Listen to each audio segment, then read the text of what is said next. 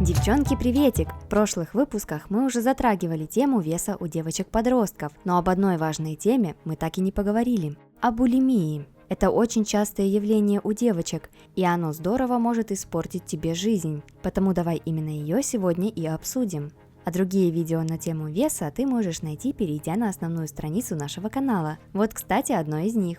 Булимия – это еще один вид расстройств пищевого поведения, когда у человека могут резко наступать периоды обжорства, после чего обычно принимают слабительное или вызывают рвоту. Вроде бы на первый взгляд кажется, что это не очень-то и страшно, но это не так. Если способ так питаться входит у человека в привычку, то начинают страдать внутренние органы, иногда доходит даже до смерти. Если при анорексии человек еще и сильно теряет вес, то при булимии вес может быть в пределах нормы или даже чуть выше. Часто булимия встречается именно у подростков, потому что в период полового созревания не все могут принять себя, критику мы воспринимаем очень остро и очень переживаем, если происходят какие-то изменения в нашей жизни, если нас обижают, не ценят или не любят. И вот эти все чувства обиды, гнева, страха, одиночества и тому подобное мы начинаем заедать, не зная меры. Резко появляется чувство голода днем или ночью, а съесть хочется буквально все. Но из-за слишком сильных переживаний по поводу своего внешнего вида, заболевшие булимией с помощью вызывания рвоты, адских физических упражнений и диет будут стараться избавиться от лишних калорий, и так по кругу.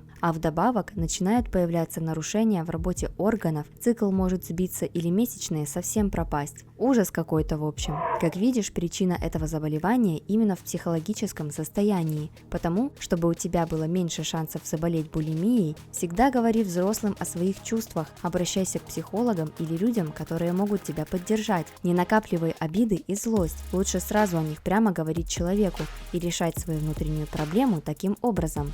А еще помни, что ты красивая такая, какая ты есть уже сейчас. Учись подчеркивать свои достоинства и никого не слушай. И вместо того, чтобы переживать из-за критики от окружающих в свой адрес, лучше научись защищать свои личные границы. Если интересно, как это сделать, напиши в комментариях. Возможно, я выпущу видео на эту тему. Если ты сама не способна справиться со своими проблемами, попроси родителей сделать это вместе. Возможно, нужно обратиться к доктору. Главное, обращай внимание на то, как ты питаешься, на свои чувства и переживания, и если они не в норме, значит пора ими заняться. А мы с тобой встретимся в следующем выпуске. Это были секреты юной леди. Пока-пока.